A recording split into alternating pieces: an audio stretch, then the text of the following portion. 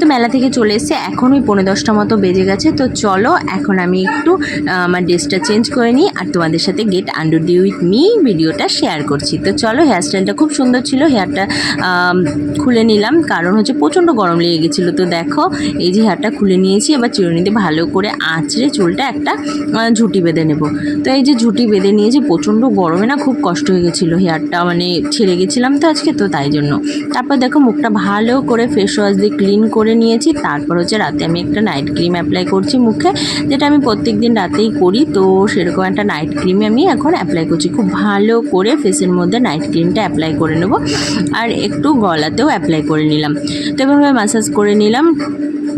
তারপরে দেখো রাতে শোবো বলে একদম এরকম একটা পাতলা নাইটি পরে নিয়েছি, যেটা শুতে খুব বেশি কমফোর্টেবল হবে। তো এই দেখো আমি একদম রেডি ঘুমোতে যাওয়ার জন্য। টাটা, গুড নাইট, দেখা হবে তোমাদের সাথে কালকে।